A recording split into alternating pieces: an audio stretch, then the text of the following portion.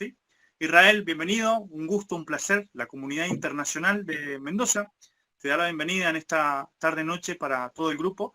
Y bueno, gracias por tu tiempo y gracias por este momento. Te entrego a ti para que puedas desplayarte. Saludos. Perfecto. Muchísimas gracias a todos por estar aquí presentes. Les agradezco mucho el permitirme estar en este espacio, darme su foro para poder estar interactuando con ustedes, la confianza también por haberme permitido estar en este espacio. Hay algunas cosas que me gusta hacer cuando doy una charla y que me gustaría replicar aquí con ustedes. En la medida de lo posible, a mí me encanta conocer a las personas, me gusta ver expresiones faciales, me gusta ver reacciones, así que si pueden prender sus cámaras, se los voy a agradecer, porque de esa manera nos conocemos, vamos haciendo que la comunicación sea un poquito más personal, ¿no? Segundo, la disertación no va a durar mucho, va a durar unos 20 minutos, 25 minutos y después tendremos oportunidad de hacer preguntas y respuestas con mucho gusto para poder resolverlas. La del tema, como bien lo mencionó el estimado Rodrigo, es de la SEDACAR. Y vamos a partir la enseñanza de la bondad de las naciones, del texto preparado que se llama La bondad de las naciones. De ahí es donde vamos a sacar la instrucción, que es una compilación de textos del Rebbe de Lubavitch sobre los siete preceptos de Noah. No es una clase formal, tal cual no voy a agarrar y dar un tema, sino más bien es una charla en la que quiero desarrollar varios puntos y esperemos que en conjunto podamos captarlos y que si logro tener éxito en esta exposición, descubramos realmente cuál es el vínculo más allá de la parte alágica, de la parte normativa, de la parte reglamentaria del Código Noahida sobre la SEDACA, sino la parte espiritual y la responsabilidad social que existe del Noahida con respecto a este concepto. Hay un debate en general con respecto a la SEDACA. Ustedes a lo mejor en algún momento se han topado con muchos comentarios positivos sobre el concepto de SEDACA, sobre el concepto de hacer caridad. Con suerte a lo mejor han tenido un acercamiento muy desdibujado de lo que realmente es. A lo mejor tienen un concepto que no está incompleto o equivocado con respecto. Y el objetivo de esta charla es que lo podamos aclarar y principalmente responder a la pregunta, ¿el Noahida está obligado a darse acá o no está obligado a darse acá? Hay una responsabilidad, hay una obligación en la ley de la Torah para el Noahida de darse acá. Vamos a ver si podemos contestar esto. Existe un debate en torno a esta pregunta, y como en toda la vida del mundo monoteísta y las discusiones judaicas, siempre va a haber discusiones sobre temas, y esto es positivo. Hay cosas que hemos desarrollado de manera equivocada en nuestra vida no monoteísta, en donde creemos que la contradicción o la discusión no genera consenso, pero en realidad, desde el pensamiento científico, es muy bueno que haya preguntas. La duda es lo que ha hecho andar al mundo desde la formación del mismo. El dudar nos ha llevado a dar el siguiente paso. Entonces es bueno y es positivo que haya controversia y discusiones en diferentes temas. La pregunta sobre el Noahida está obligado o no está obligado a darse acá. Vamos a abordar unos comentarios sobre este tema de enseñanzas del rabino Tuvia Server y completándolo un poco con el tema de la bondad de las naciones. Un Benei Noach, ¿en qué parte de la Torah está escrito que un Benei Noach está obligado a darse acá? ¿O cuál de los 7 preceptos noahidas dice que hay que darse acá? ¿Existe una obligación? Ninguno. Muy bien. Cuando vamos a hablar, hay que aprender a diferenciar algo que nos ha enseñado el Rav Groisman y que es fantástico y que necesitamos tener ese pensamiento jurídico y que los invito a todos de que lo desarrollemos. En la vida hay una verdad histórica y una verdad jurídica. Cuando hablamos de la verdad jurídica es de lo que está obligada una persona dentro de un marco de derecho, es decir, hay una ley, hay una reglamentación que regula cierta actividad humana y que marca principios para poder practicar. Como se acaba de mencionar ahorita, en realidad en la Torah, en ninguno de los preceptos noahidas hay una obligación. Y cuando hablamos obligación, es como la institución de la Torah instituye una actividad, una obligación para la persona, como una mitzvah, ¿no? Recordemos que el concepto de mitzvah es la voluntad del Eterno descrita al hombre a través de una acción en particular. En realidad, en ninguno de los 7 preceptos existe una obligación de la tzedakah. Sin embargo, hay opiniones que están divididas en este concepto y vamos a abordar cuáles son las opiniones que sí dicen que el Benei Noach tiene una responsabilidad y cuáles son las que no.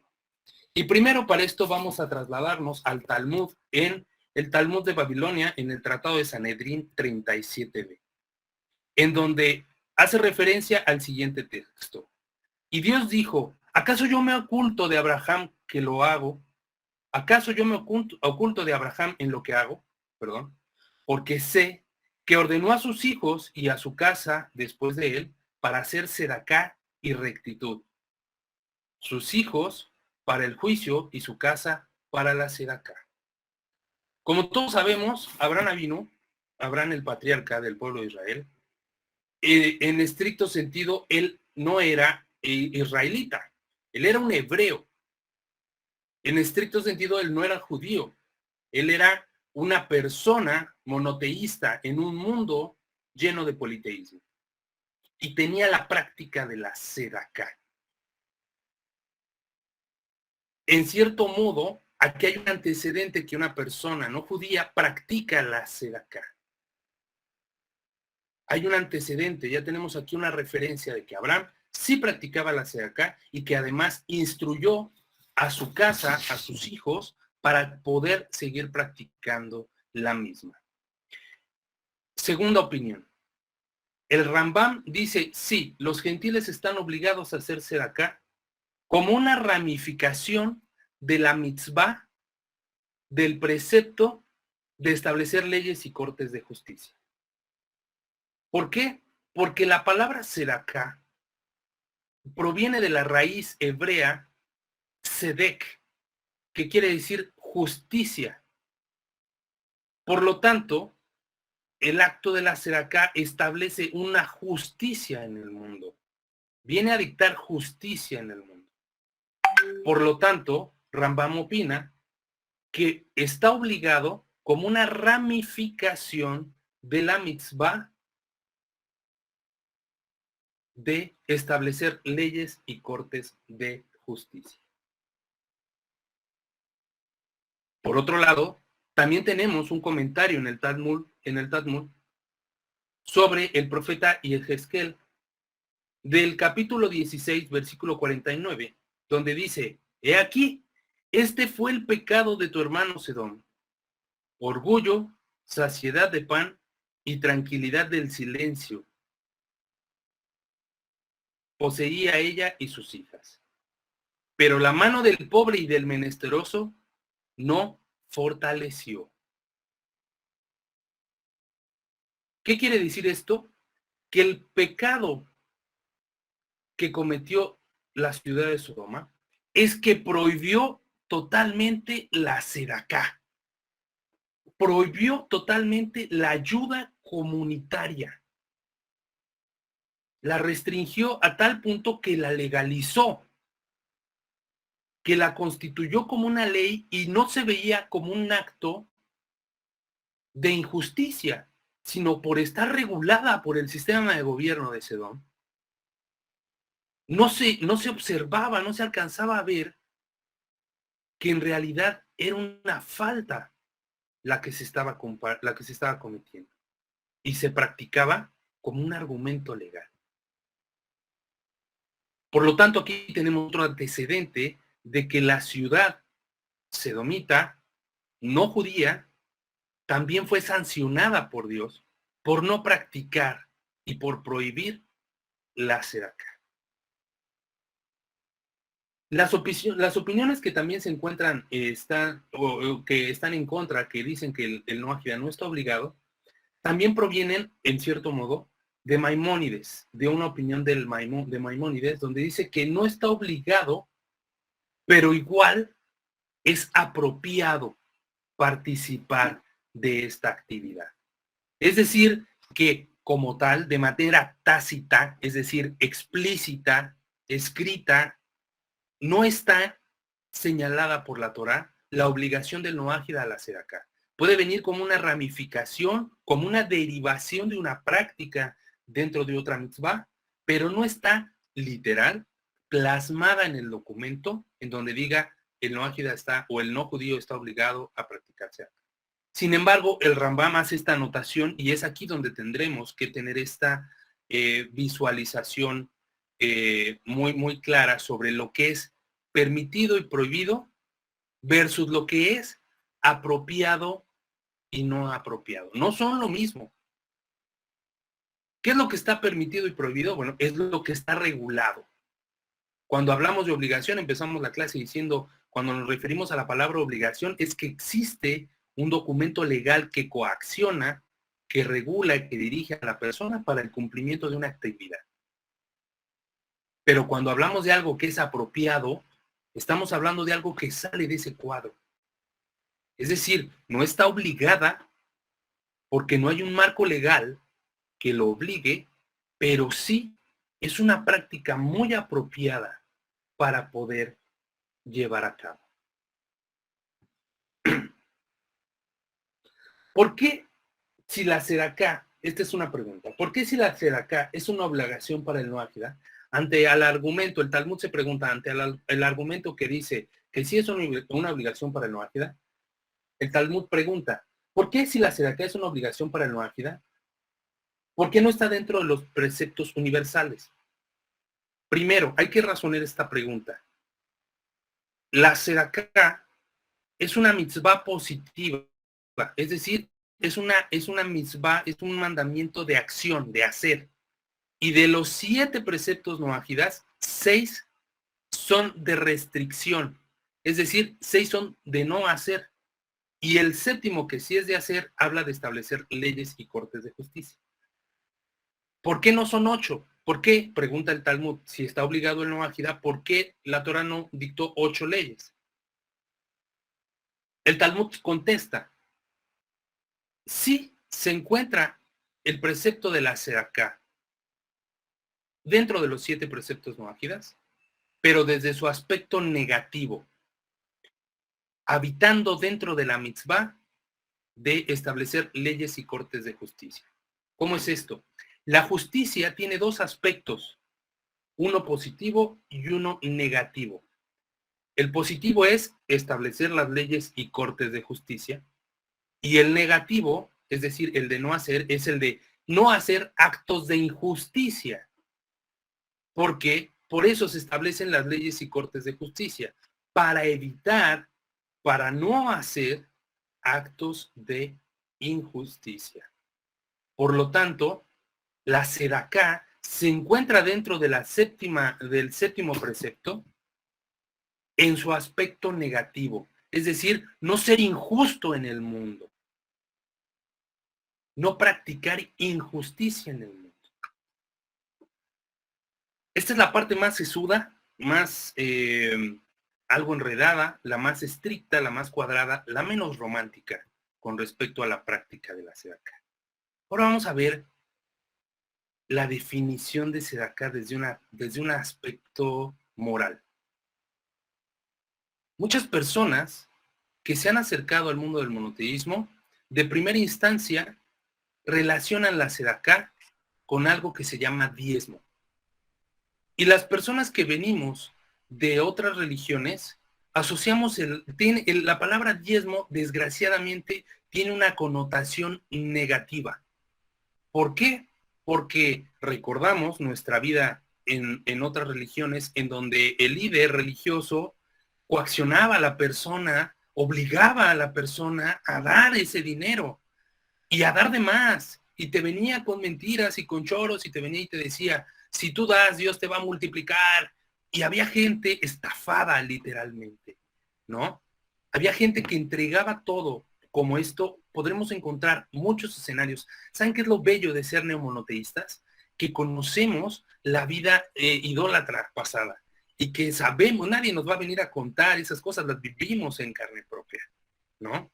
Entonces, salimos de ese mundo en donde nos estafaron, en donde nos sentimos totalmente vejados o robados, porque veíamos al pastor cada vez más rico y a pues, mis bolsillos cada vez más limitados, ¿no? Y yo decía, no, pues Yo no puedo ya, Señor, ayúdame. Y venimos al mundo del monoteísmo y nos empiezan a decir de la sedacá. Y decimos, chala, salió pan con lo mismo. Vienen igual y nos van a querer venir a cobrar y ya nos van, en serio, de verdad. A mí, afortunadamente, y gracias al Eterno que me puso en este punto de la administración del centro de estudios, muchas personas se acercan conmigo con un entusiasmo inimaginable para poder participar en los estudios. Es que yo tengo una pasión y un anhelo por estudiar Torah. Yo sé que soy del pueblo de Israel y quiero convertirme. Digo, ok. Cuando les explico 3 cosas. Primero, no hacemos conversiones. Segundo, no alentamos conversiones. Y tercero, hay que participar activamente haciendo una contribución voluntaria. Toda esa emoción y todo ese ímpetu, ¡pum!, se desaparece. Y hasta de amenazas de muerte me han hecho porque me empiezan a decir es que ustedes son unos rateros, la palabra del Eterno no debería de cobrarse, no deberían de lucrar con eso. ¡Pum! Inmediatamente se desdibuja todo ese entusiasmo y en lo peor de los escenarios se vuelcan a personas iracundas, agresivas, verbalmente. ¿Por qué? Porque las personas traen la idea del diezmo. Incluso muchas personas se preguntan, ¿la sedacá es igual que el diezmo? ¿Tengo que apartar el 10% de mi ganancia? ¿Qué es la sedacá? Entonces, vamos a aclarar entonces ese concepto. Como lo dijimos hace un momento, la palabra sedacá tiene como raíz hebrea, como raíz etimológica, la palabra sedek, que quiere decir justicia. Por lo tanto, no es caridad. La sedacá no es caridad. Y la sedacá no es diezmo. No es lo mismo. Hay que aprender a distinguir entre esos conceptos, desdibujarlos y tenerlos bien aterrizados en nuestra mente para que de esa manera podamos ir desarrollando bien el concepto y entendamos la importancia de cada uno. ¿Qué es la caridad? La caridad es lo que me conmueve en la emoción cuando veo a una persona en una situación de calle, en una situación complicada y me conmueve de manera momentánea y digo, qué dolor, qué horrible, qué forma tan desgraciada de vivir. Tengo que ayudarle. ¿Cómo? Traigo 5 o 10 pesos en la cartera, se los voy a dar. Traigo tanto dinero, se los voy a dar y que ojalá que le hagan y le multipliquen. Eso es caridad. Eso no es sedacá. Eso es caridad. Y la sedacá no es caridad. ¿Qué es el diezmo? El diezmo es una actividad que se ejecutaba y se practicaba en la existencia del Sagrado Templo, en donde el pueblo judío entregaba el 10% de sus ganancias al Cohen Gadol, ya sea del campo o de sus finanzas, para poder entregarlo como ofrenda en el Sagrado Templo. Es una práctica que no se encuentra vigente desde la destrucción del Segundo Templo. Por lo tanto, de manera normativa y legal, no existe el concepto de diezmo activo en nuestros días. No existe, porque desde que el Sagrado Templo fue destruido y que la tierra de Jerusalén y el pueblo de Israel no está toránicamente constituido, esa práctica no se puede llevar a cabo dentro del marco establecido por la misma Torah. Recordemos, como nos enseña el Rav Groisman, que la Torah es un pacto de cultura legal. Entonces, muchos de los conceptos que estaremos abordando serán explicados y observados desde esta perspectiva. ¿Legalmente se puede o no se puede? ¿Está permitido? ¿Está prohibido? Y después abordaremos lo que es apropiado y lo que no es apropiado. Hasta este momento hemos explicado qué es el diezmo y qué es la caridad. Y en ambos casos hemos dicho que eso no es sedacá. Hasta el momento, ¿alguna pregunta, duda o comentario?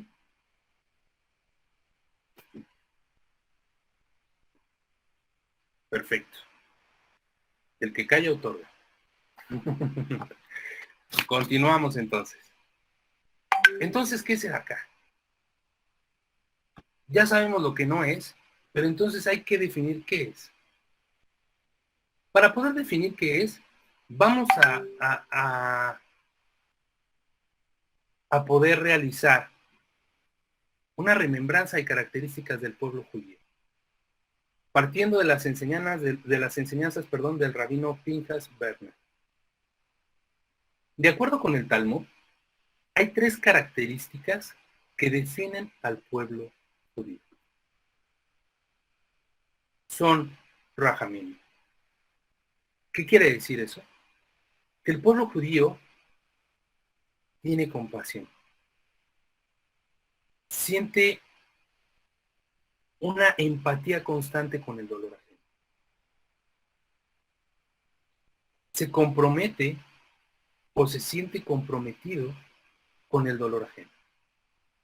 Es por eso que si ustedes tienen la oportunidad en algún día de viajar a Nueva York y ver los hospitales en esa ciudad, van a encontrarse con muchas salas que tienen el nombre de judíos.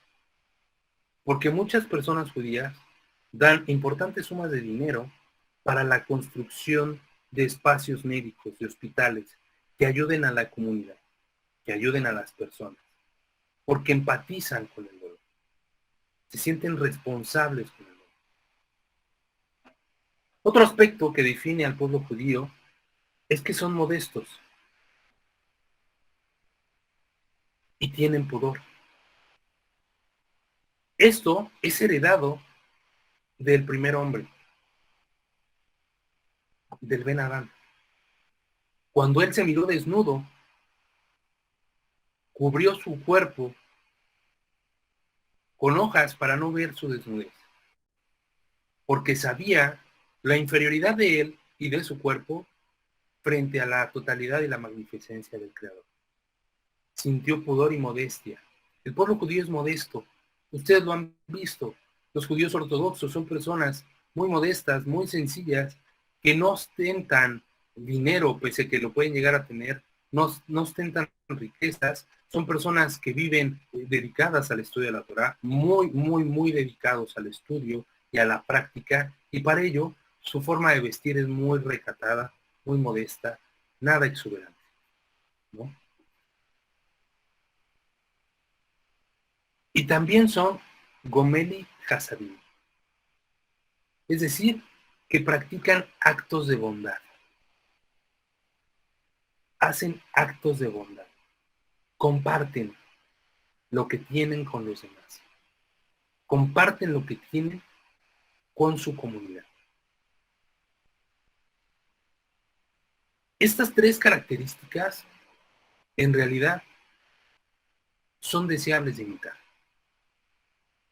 Una persona no judía, cuando llega al mundo del monoteísmo y se acerca a ver al mundo judaico, se maravilla principalmente en México, voy a hablar por México, el judío en general tiene un poder adquisitivo muy importante, bastante holgado. Por lo tanto, hablar de judíos en México es hablar de poder económico. Aunque en realidad en todo el mundo no es así.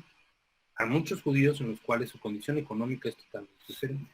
Pero hablar de judíos en México es hablar de personas con poder adquisitivo, en puestos de gobierno importantes, en posiciones estratégicas para la toma de decisiones de la nación.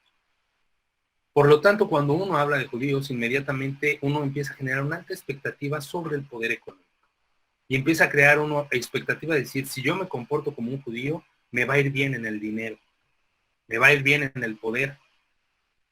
Y queremos empezar a imitarlos en vestimentas, y queremos empezarlos a imitar en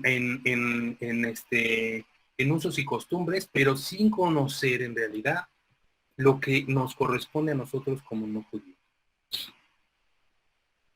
Y los sabios del Talmud nos dicen, si queremos imitar al pueblo judío, imitémoslos en estos aspectos. El Noágida tiene la obligación de desarrollar este mundo como una morada para el Eterno. ¿Cuál es mi responsabilidad social que yo tengo con el mundo? Y esto es un tema que siempre me encanta abordar en todas las charlas, y no pierdo la oportunidad de recalcarlo constantemente. ¿De qué va esto del majismo? ¿Cuál es nuestro objetivo de estudiarlo? ¿Llegar a la conversión? ¿Queremos terminar imitando de una manera más detallada y específica al pueblo judío? ¿De qué va esto del noajismo? ¿Para qué estás estudiando noajismo? Es más, incluso yo te invito a que te preguntes ahorita, ¿para qué estás estudiando esto de Sedacá? ¿Para imitarlo mejor? ¿Cuál es la responsabilidad que tiene? El Noágida tiene la tarea de desarrollar el mundo como una morada para ti. ¿Cómo?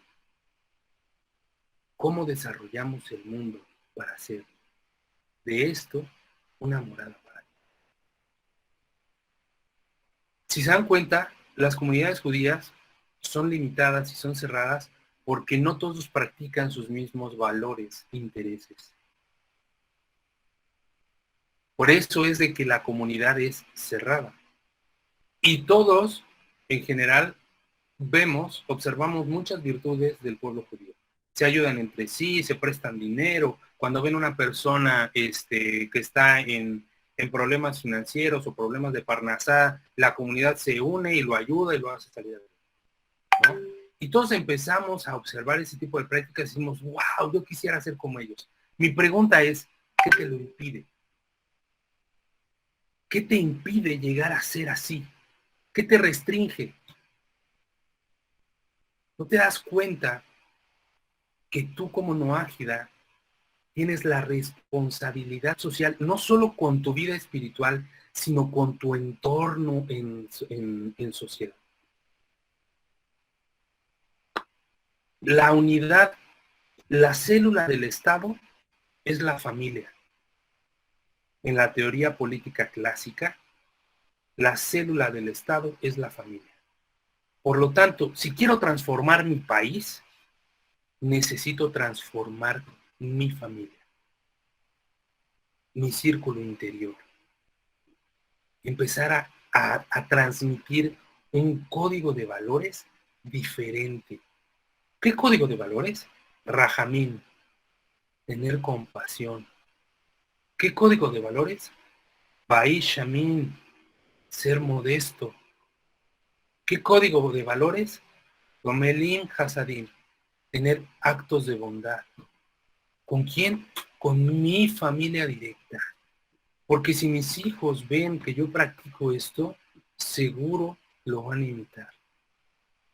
El ejemplo arrastra. El ejemplo arrastra.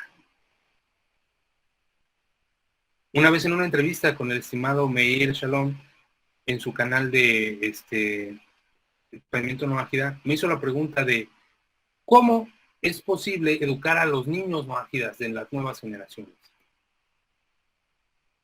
Y yo le contesté con algo muy sencillo y sin pensarlo mucho, con el ejemplo. No necesitas otra cosa más que el ejemplo. No pensemos en un programa muy complejo, con citas del Talmud y con un sistema de educación similar al del judío. Edúcalo con el ejemplo. Tú vas a ser el que lo arrastre. Tú vas a ser el que, a través de lo que te ve hacer, lo practique, lo haga, lo lleve a la práctica. Entonces, él desarrollará el mundo y se preguntará, y le preguntarán a él, ¿y por qué lo haces?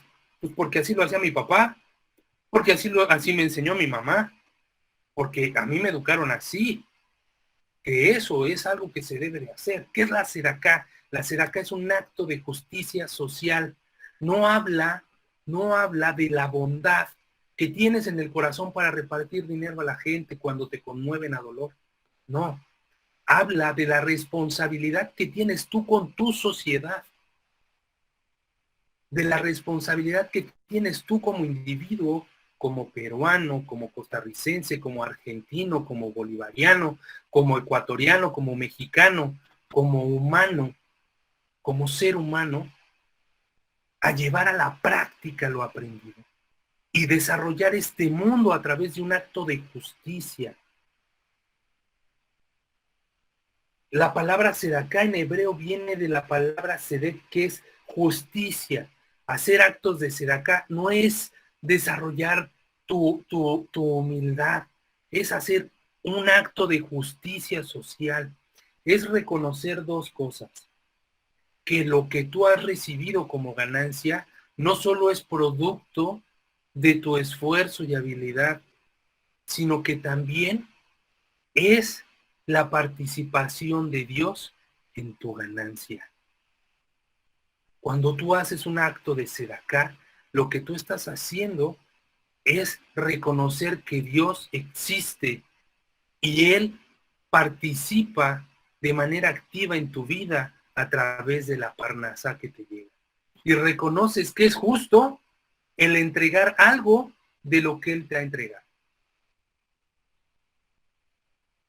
Hacer un acto de justicia social, hacer un acto de sedacá, no es una práctica meramente física, sino que también es una práctica espiritual que perfecciona y eleva el alma. Hay una pregunta que dice, ¿qué vale más? ¿Dar $10,000 una sola vez o dar $1 10,000 veces? ¿Qué vale más como sedacá? Muchas personas critican. Sí, adelante. $1, 10,000 veces. Baruch Hashem. Igual dice que el Rab me había hecho esa pregunta y nos había explicado. Correcto, correcto. Esto es una pregunta que se encuentra en este texto de la bondad de las naciones y también en el Talmud. ¿Qué vale más? ¿Por qué creen que el Rebbe de Lubavitch siempre tenía la costumbre de entregar $1? Entregar $1 a muchas personas. Porque parecería que no es una cantidad muy significativa, pero no es la cantidad, es la cantidad de veces que se hace. Es la práctica constante. Cuando una persona integra la sedacá a su gasto corriente, lo programa como un gasto dentro de su quincena, dentro de su mensualidad, dentro de su semana, está formando un hábito. Cuando ese dinero lo destina a instituciones de beneficencia, estructuras desarrolladas, ya totalmente comprometidas y conformadas para la ayuda de la comunidad en tu zona, estás colaborando para poder desarrollar este mundo y hacerlo mejor. La práctica de la sedacá es justicia social, porque a través de tu contribución económica ayudas a organizaciones, instituciones de gobierno, a entidades comunitarias a desarrollar este mundo para el beneficio de la sociedad. Por eso es importante la sedacá. La sedacá no es para el que recibe, la sedacá es para el que da. La sedacá es para el que entrega.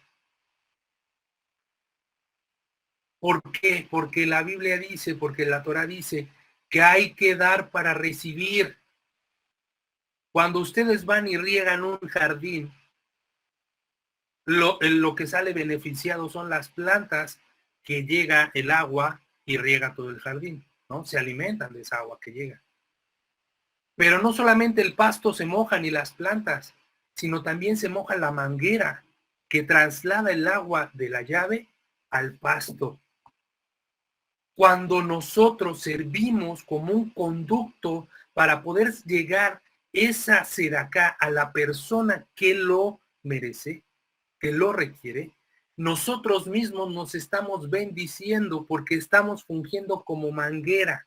Esa agua que fluye de la llave y llega al pasto también nos va a mojar a nosotros, también nos va a beneficiar a nosotros. Hay que dar para recibir. Hay que dar para poder, siempre hay que pedir estar en la posición de dar, en la posición de entregar. Y eso, mis estimados compañeros de estudio, es responsabilidad social. Yo los invito a la acción. Vamos a dar un golpe de estado. Vamos a transformar las mentes. Vamos a llevarnos todo esto que aprendemos a nuestra vida diaria.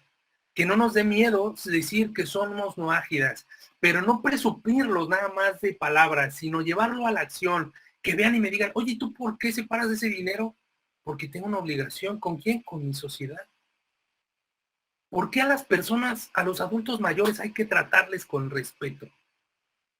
No solamente porque tengan más edad y porque sean más sabias, sino porque ellos ya sirvieron a la sociedad cuando tuvieron su edad de productividad.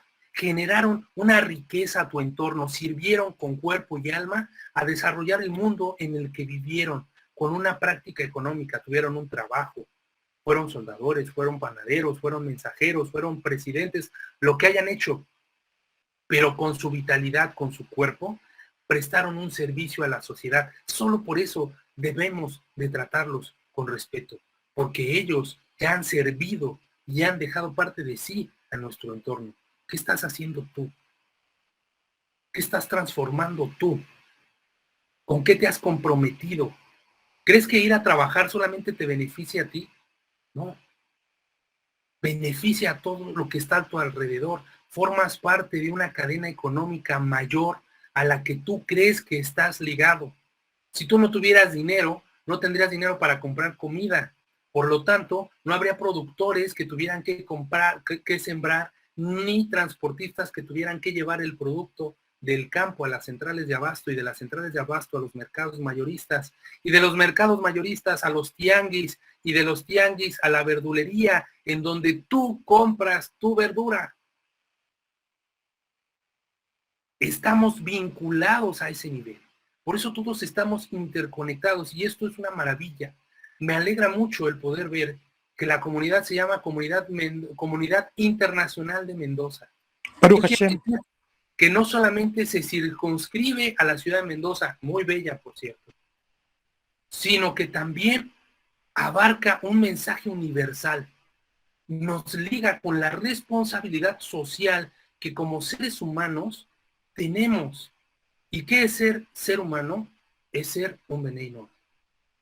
Oye, no creas que tu primo, tu hermano, tu vecino, que no sabe nada de Torah, no es un Benei Noach. Lo es. Lo es. Solo que no está enterado. Y tampoco tiene la culpa. El que actúe de la manera en la que está actuando es por ignorancia. No es con dolo. Es por ignorancia. Pero si te ve practicarlo, si te ve desarrollarlo, seguro que te va a imitar. Y seguro que lo va a querer practicar. Uno de los propósitos de la Fundación Or HaHaim ha sido quitar el aspecto religioso del mensaje monoteísta. Vamos a quitar la januquilla, vamos a quitar la menorá, vamos a quitar el cuerno de shofar, vamos a quitar el talib, vamos a quitar todo lo que no permita que se conecte una persona de a pie con este mensaje. ¿Por qué? Porque el mensaje es universal, porque la doctrina, la enseñanza es para todo el mundo, no solamente para el que fue cristiano y que después se fue a raíces hebreas y que luego llegó al monoteísmo.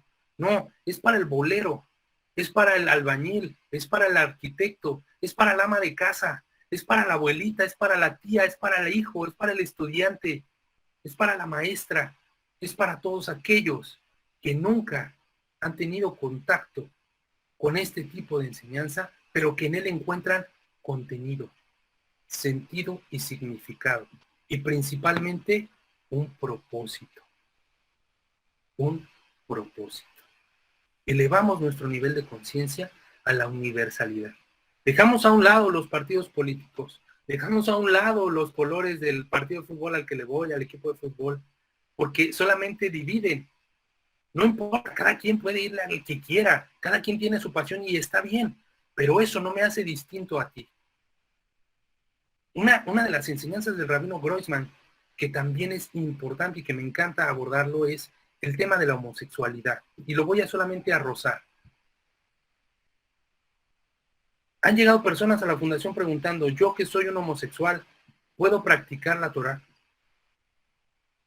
La respuesta del rabino es, tú eres un ser humano, es triste que te califiques con otros apelativos, pero tú eres un ser humano y estás obligado, no puedes, estás obligado a practicar la Torah. Porque independientemente de lo que tú creas ser, tienes una obligación, un pacto legal. Y ese pacto legal te obliga a practicar. No estás anoticiado, no estás enterado, no importa, puedes aprender.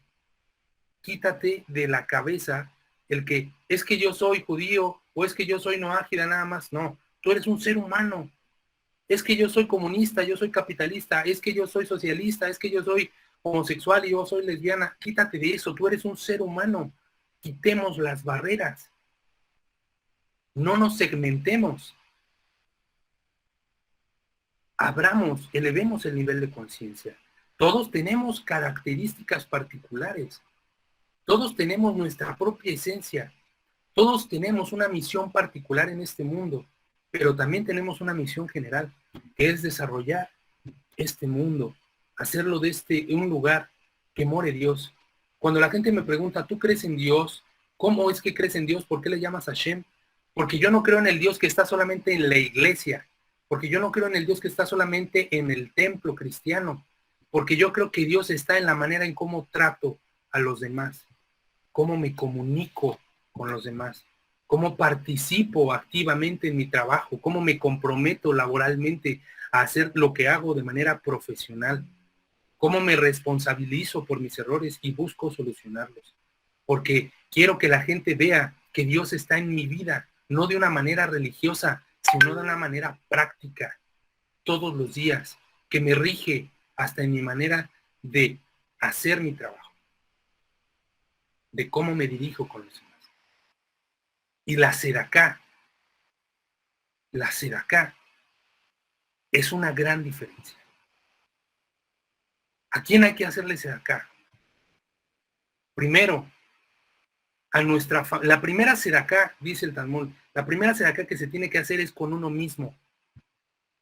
¿Cuál es con uno mismo? Cobrar conciencia de que tienes un alma necesitada de espiritualidad, alimentarla, darle de comer, así como tu cuerpo tiene que comer 3 veces al día, tu alma debe de ser alimentada con plegaria, con estudio de Torah, reconocer que existe y que también necesita atenciones y que le tienes que dar un tiempo para desarrollarla. Esa es la primera misericordia, esa es la primera sedacá que tienes que hacer.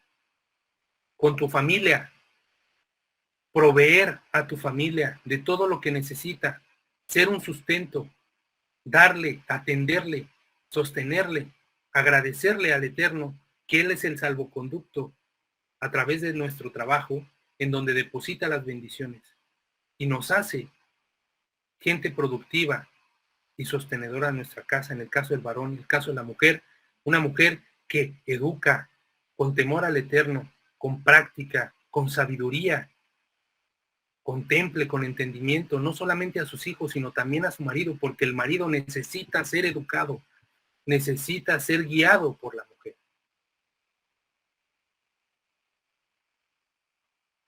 Con nuestra comunidad, hacer instituciones, instituciones que ya estén establecidas, asociaciones civiles que se dediquen al desarrollo de comedores comunitarios, de servicio a la comunidad, que atiendan a las personas en condición de calle, a todos estos grupos de la sociedad que ya se encuentran organizados para poder atender a ciertos sectores vulnerables, aquellos que atienden a las madres solteras, aquellos que atienden a los niños en condición de calle, aquellos que atienden a los adultos mayores. Identificar a qué institución puedo yo hacer un donativo de manera regular, programado y principalmente también a estudio de Torah, a instituciones que se dediquen a difundir este mensaje a las naciones, a incentivar de manera activa el desarrollo de la Torah. Ustedes pueden optar por la institución que quieran, Pirkei Shoshanim, Brit Olam, la yeshiva virtual del rabino Boaz Fariñas, Fundación Or HaHaim, los que ustedes gusten, pero principalmente donen en donde están aprendiendo, del maestro, del rabino que les está enseñando. Practiquen su sedacá con la persona que les está dando la enseñanza, porque van a desarrollar el mundo, le van a ayudar a la institución a desarrollar el mundo con contenido, con libros. Hablo como administrador de la Fundación Or HaHaim. Cuando las personas hacen sedacá, nos ayudan a pagar servicio de Zoom, servicio de alojamiento en el servidor de la página de internet que tenemos, www.fundacionorhaim.com.mx, a pagar nuestro servicio de edición de videos que tenemos un programa que nos cobra de manera anual una inscripción para poder editar videos, para poder hacer producciones, materiales impresos y edición de libros, para poder compartir más contenido a diferentes plataformas en diferentes países. Hacer Sedacá incluso a instituciones, la Fundación Ora Jaime hace Sedacá a instituciones judaicas. Nosotros también como institución hacemos nuestra Sedacá a otras instituciones judaicas que también se dedican al desarrollo y al fomento del estudio de la Torá. Nadie está exento. Muchas personas se entristecen cuando les digo, tienen que participar con una aportación de manera voluntaria. Lo primero que me preguntan, ¿cuánto es? La respuesta inmediata es la cantidad que tú decidas, no la que yo te diga, es la que tú decidas. Hoy va a ser solamente $1, Baruch Hashem, pero que sea constante. Hay una persona que hace un depósito de $50 semanalmente, pero es constante. Es lo que cada persona puede hacer, con lo que cada uno de ustedes se comprometa a hacerlo de manera regular. No existe el no me alcanza, porque sí nos alcanza para la coca, sí nos alcanza para las papas, sí nos alcanza para poder pagar otras cosas que en realidad no necesitamos tanto. Solamente es tomar la decisión de querer realmente comprometernos, pero ese es el tema, eso es lo que hay que vencer, o lo que hay que conquistar, mejor dicho, el compromiso. La sociedad en la actualidad le teme mucho al compromiso, por eso hay tantos divorcios, por eso hay muchas parejas sin hijos, por eso hay tantos amigobios, porque la sociedad en general ya le teme al compromiso. No quieren comprometerse con algo que no. Hay que conquistar el compromiso. Conquístenlo, practíquenlo, apropiense y comprométanse con la causa que es ayudarse a ustedes mismos. Porque al final del día, la Sedacá eleva el alma, perfecciona al individuo. No se trata de las grandes cantidades, se trata de la constancia con la que se haga esa práctica y el compromiso que se adquiere para desarrollar mi comunidad, el centro de estudios donde me desarrollo y el mundo entero. Esto es el mensaje de la bondad de las naciones. Este es el mensaje de la Sedacá para las naciones. Espero que haya sido de edificación. Espero que este mensaje sea contundente, que caiga como una bomba, que nos haga despertar y sentirnos comprometidos. Y de verdad yo soy un guerrillero. Quiero llevar a la acción y conquistar al mundo a través de la elevación del pensamiento. Que todos seamos un mismo ser humano para que aceleremos la venida de Mashiach. Muchas gracias y dejo abiertos los micrófonos para cualquier pregunta, consulta, duda o comentario. Israel, wow, increíble. Muchas gracias. Muy edificante cada una de tus palabras. Y creo que es uno de los objetivos de cada Noágida, de tantas cosas que estudiamos, que las llevemos a la acción, a la práctica. Creo que es muy, pero muy importante. Bueno, no sé si en el grupo hay alguna pregunta hacia el tema que ha hablado Israel. Bueno, ahí en el chat están escribiendo todos, agradeciendo. Pueden, si quieren, abrir el micrófono. Adelante. Hola, muchísimas gracias por la charla, me gustó mucho, aprendí mucho, tomé notas, gracias. Pero me queda una pregunta. De pronto uno se deja llevar mucho por la emoción o porque ve la necesidad y cae, o yo caigo bastante en la caridad. Y por supuesto yo hice de acá de manera regular, pero una gran porción de mi sueldo se va en caridad. Entonces, me gustaría lograr un equilibrio con eso y me cuesta. Entonces, mi pregunta es, ¿está mal dar caridad? ¿Uno debería ser rajatabla? ¿Sabes qué? No puedo, no quiero, whatever. ¿Qué hago?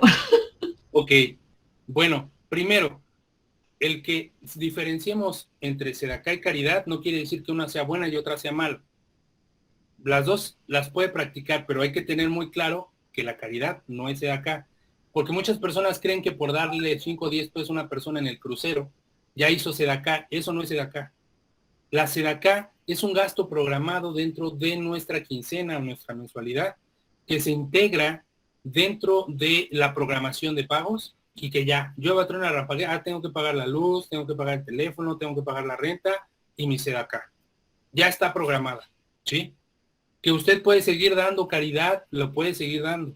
No es que diga, no lo debe, está mal y es un pecado. Eso no existe. No, lo puede seguir practicando, pero eso no es SEDACA. Ahora, ¿por qué no es SEDACA? Porque es importante entender que el monoteísta es racional. Nuestro patriarca Abraham Avino nos heredó 2 herramientas, la observación y las preguntas para poder conocer el mundo. Cuando nosotros las aplicamos a todo lo que existe, nos vamos a dar cuenta, en el ejemplo voy a poner este ejemplo. Niños pidiendo dinero en un crucero haciendo malabares, ¿no? Los vemos sucios, los vemos desatendidos, los vemos que están en la calle y viramos al carro y vemos a nuestros hijos que tienen una vida totalmente diferente y nos sentimos culpables porque los otros no. Observemos y preguntémonos, ¿qué tan responsable soy yo de la vida de esos niños? ¿Sus padres se encuentran cerca? Y muy probablemente sí, estarán cerca. Y estarán en el otro crucero también pidiendo. Muchas veces las personas que piden en los cruceros sacan 5 o 6 veces más del salario mínimo de un albañil, porque les deja más la caridad que buscar un trabajo en forma. Por eso no lo dejan. O si uno pasa por el mismo tramo con regularidad, verá que de manera religiosa están en la misma esquina trabajándola todos los días en el mismo horario. ¿Por qué? Porque la esquina deja más que un trabajo de 9 a 6 con un salario mínimo. La gente se acostumbra a tener esa forma de vida. Y la gente que se conmueve a misericordia y practica el dar caridad de esa manera, lo sostiene. Hay que optimizar los recursos. Hay que dirigir ese tipo de actividades de dinero a instituciones que realmente lo ejercen de una manera más objetiva y más hegemónica y más regular. Muchas veces los niños que están practicando ese tipo de cosas en los cruceros son niños explotados por sus padres. Los llevan allá a propósito para que conmuevan a la gente a misericordia y les den dinero a los niños. Muchas de las personas, no quiero decir que esto sea en general, pero sí, en la mayoría de los casos, las personas están en esa condición por decisión propia, porque sacan más dinero así. Entonces, si queremos practicar realmente la SEDACA, es ayudar a las personas que realmente lo necesitan. ¿Quién lo necesita más? Una persona que tiene operación a corazón abierto y que necesita una institución médica que le brinde las herramientas para poder hacer la operación, pero ella no tiene los recursos. Que encuentre espacios en los cuales pueda acudir y le puedan practicar esa operación sin costo alguno y le puedan salvar la vida. Esas instituciones se mantienen de las aportaciones voluntarias que personas hacen de manera programada a esas instituciones médicas y que las sostienen. La Cruz Roja de manera internacional es una de las instituciones que se dedica a hacer eso. Puede programar su SEDACA la Cruz Roja. No está mal la caridad, pero no es SEDACA. Okay, gracias. Israel, buenas tardes. Yo tengo una pregunta. Sí, o sea, sí. La SEDACA no puede ser un paliativo. La caridad sí es un paliativo. O sea, es decir, Es correcto. Okay. La otra pregunta que yo te hago es, ¿la SEDACA puede ser, digamos, en conocimiento? O sea, digamos, no sé, si uno le dice a una persona, mira, yo te planteo que hagas este emprendimiento, tengo este estudio de mercado, tengo esto, lo puedes hacer, necesitas estas herramientas, bueno, yo te puedo colaborar con esto. ¿Puede ser? Ok. La SEDACA se puede practicar de 3 maneras. Económicamente, en tiempo y en trabajo. Pero en el tema que usted me está planteando, que es como de propiedad intelectual, habría que ver si realmente el estudio de mercado a uno le pertenece. Porque ahorita el ejemplo que puso es, yo tengo este estudio de mercado. La pregunta es, ¿tú lo elaboraste? ¿O es un estudio de Nielsen? ¿O es un estudio de otra institución que ya lo hizo y que yo te lo paso para que tú puedas desarrollar tu proyecto, tu marca o lo que quieras, en realidad eso no es SEDACA. La SEDACA es algo que proviene del esfuerzo de la persona y que se aparta de la actividad física, ya sea en tiempo, en dinero, para poder desarrollar el mundo. Okay. Digamos entonces ir a visitar enfermos, ir a la cárcel, que es como dar el tiempo, sí sería. Es una manera de hacer SEDACA, sí es una manera de hacer SEDACA, pero la realidad, eso es otro que también quiero que lo invitemos a la reflexión.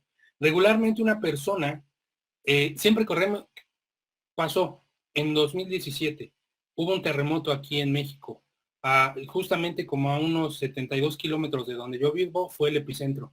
Las comunidades de alrededor que fueron afectadas, se les cayeron sus casas y muchas personas salieron a querer ayudar. Infinidad de personas, literal, infinidad de personas con despensas, bolsas y cajas de despensas. Incluso los súper se quedaron desabastecidos porque la gente se volcó a comprar despensas para llevarlo a las comunidades. ¿Saben cuál era el problema? Que la gente se había quedado sin casa, no tenían dónde guardar la despensa. ¿Dónde la va a guardar? ¿De qué le sirve? Lo que necesita son refugios, son lugares en donde poder vivir para que mientras el gobierno le reconstruye la casa. Pero la gente cree que ya ayudó, en realidad no ayudó. En realidad hizo su gasto y sí, hay mucha despensa, hay mucha comida, pero ni en dónde calentar, ni en dónde preparar. Y luego se da la rapiña. Hay que saber ayudar. Cuando queremos ayudar a alguien, tenemos que preguntarle, oye, te quiero ayudar, ¿cómo te ayudo? Y que la persona te diga, no tú, porque tú puedes ayudar creyendo que le ayudas y en realidad eso no necesitaba de otra cosa. Pero cuando tú le ayudas a la persona con lo que ella necesita, entonces sí ya estás haciendo un acto de bondad. Entonces sí ya estás contribuyéndole a algo que realmente necesita. No así de, yo la vi que no tenía trabajo y le di 10 pesos. Dale trabajo, no le des 10 pesos. ¿No? Lo que necesita es volver a mejorar su parnasá. Eso es lo que necesita para poder definirlo mejor. Gracias, Israel. Excelente clase. Gracias. Claro.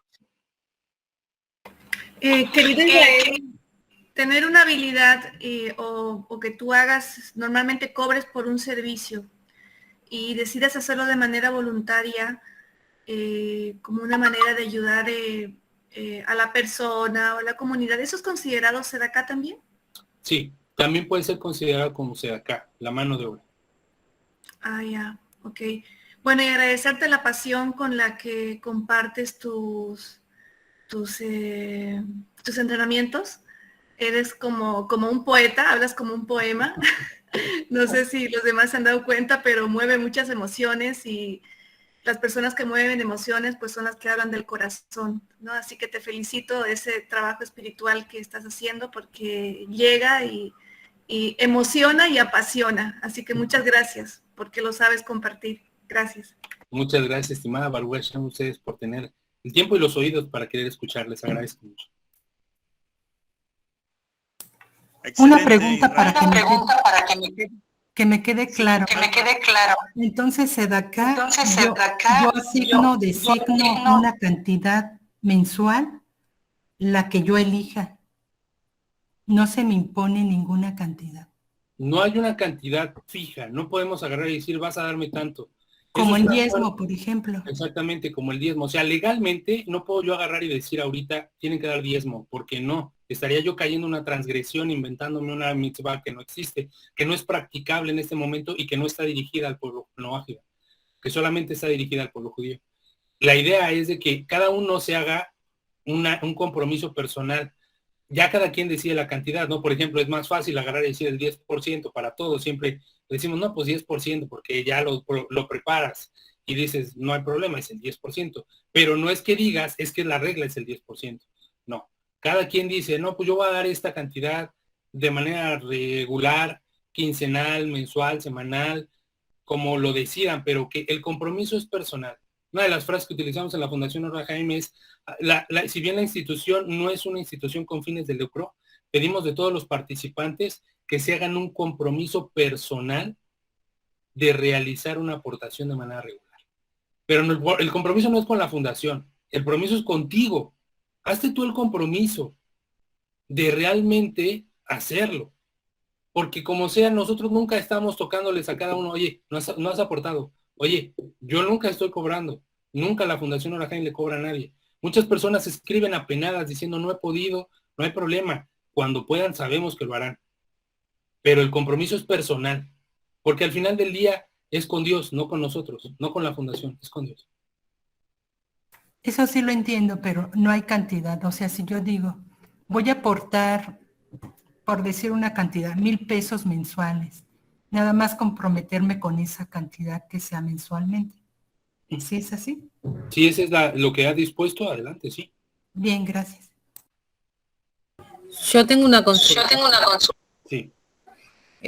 Cuando alguien quiere hacerse de acá, pero no con dinero, sino con el tiempo, ejemplo, ir a hacer un trabajo a donores, eso también tiene que fijarse una meta como la de acá, o sea, decir, bueno, si voy a trabajar a donores, que sea, no sé, un día al mes o una semana al mes, pero que sea constante también, así como el tema del dinero. Es correcto, sí. Es apropiado, es muy apropiado incluso que si decide hacer una sedacá de una jornada laboral, lo haga completa y programada. La idea es de que sea eso, constante, programada. No que sea de manera, como lo decían hace rato, como un paliativo, que, ya lo hice y a ver cuándo me vuelvo a acordar de hacerlo. No, hacerlo de manera regular.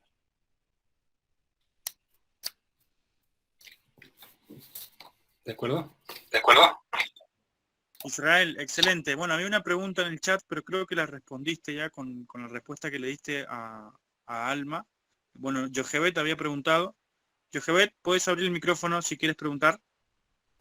No, gracias, pero No, ya... gracias, pero ya... Perfecto. Perfecto. Bueno, Israel, buenísimo, muy contento.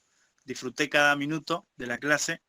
La verdad que es un tema que es importante, que a veces se lleva a la confusión porque se trata de quererlo relacionar con el diezmo, puntos muy claros.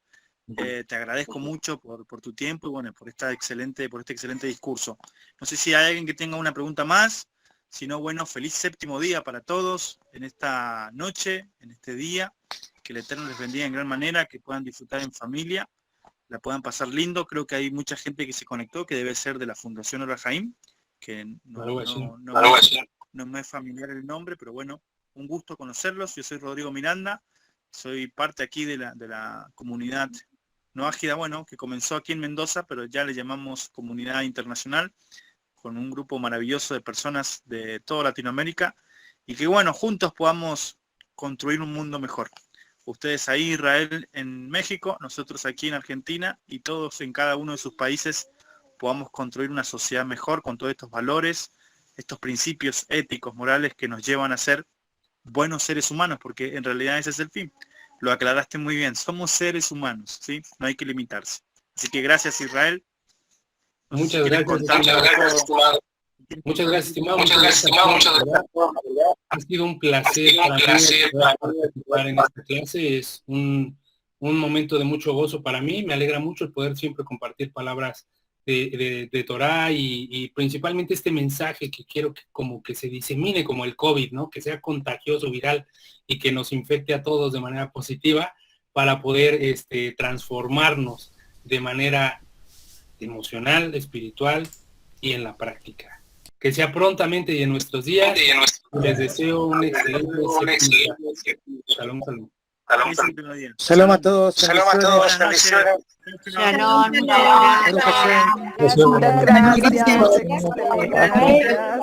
También. Shalom, gracias. Shalom. Muchas gracias. Shalom a todos. Chao, shalom.